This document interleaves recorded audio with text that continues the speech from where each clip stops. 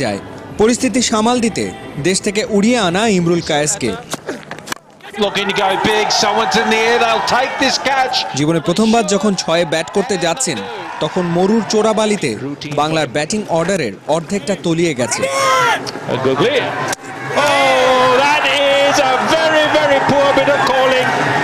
ইমরুলের সঙ্গী হওয়ার কথা ভ্রমণ ক্লান্তি, কিন্তু কিসের কি, বছরের প্রথম ওয়ানডেটা স্মরণীয় করে রাখার সব প্রস্তুতি নিয়েই যেন মাঠে তিনি।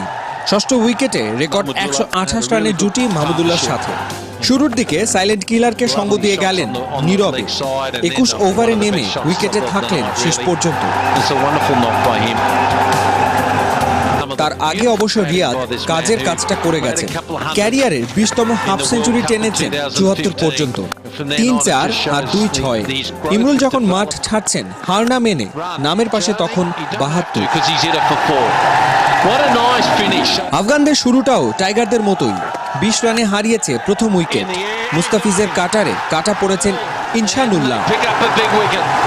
সাকিবের দারুণ এক থ্রোতে রান আউট রহমত শাহ। এরপরই শাহজাদ আর শাহিদের ভয় ধরানো 63 রানের জুটি, ওটা ভেঙেছেন দিনের সেরা মাহমুদুল্লাহ। আসগর আর শাহিদের জুটিটা আরো বড়, 78 রানের, আর বাড়তে দেননি কাপ্তান মাশরাফি। তখনও উইকেটে আফগানদের ম্যান ইন ফর্ম শাহিদি। টানা 350 করা এই তরুণ তুর্কি ধরা খেলেন মাশরাফির অভিজ্ঞতায় 71 করে। আফগানদের দিকে হেলে পড়া ম্যাচ আবারও সোজা হয়ে দাঁড়ালো, তার করালেন মাশরাফি। 6 বলে 8 লাগে, হাতে 4 উইকেট। কে না পারে, পারা যায় না। বোলারটার নাম যখন মুস্তাফিজ, এ কারণেই তিনি বিশেষ। ধন্যবাদটা তার প্রাপ্য অশেষ।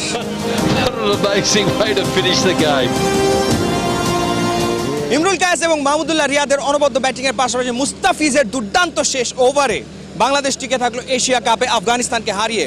ফাহিম রহমান, 71, আবুধাবি, সংযুক্ত আরব আমিরাত। বাংলাদেশ ওকে।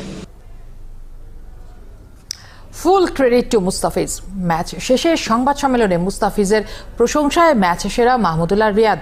টাইগার অলরাউন্ডার বাহবা দিয়েছেন ব্যাটিং অর্ডারে নতুন পজিশনে ইমরুল ইনিংসটাকেও। রিয়াদ বলছেন পাকিস্তানকে হারিয়ে ফাইনাল খেলা সম্ভব বাংলাদেশের। আবুধাবি থেকে আরও জানাচ্ছেন সাইফুল রূপক।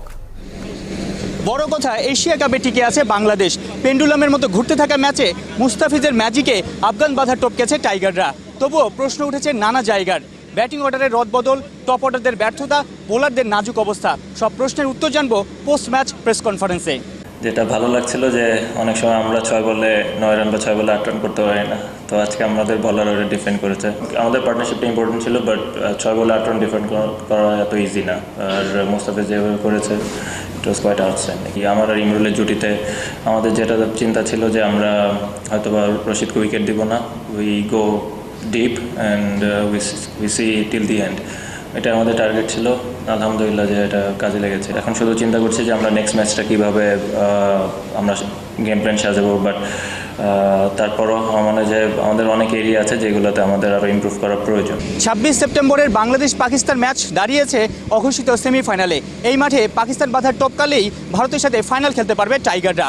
হাতে সময় পাচ্ছে 2 দিন। সাইফুল রূপক, 71, আবুধাবি, সংযুক্ত আরব আমিরাত।